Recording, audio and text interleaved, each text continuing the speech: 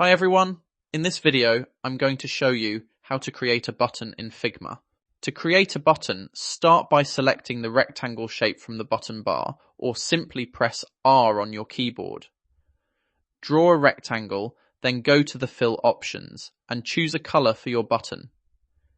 Next, set the corner radius to medium and add a stroke to your button.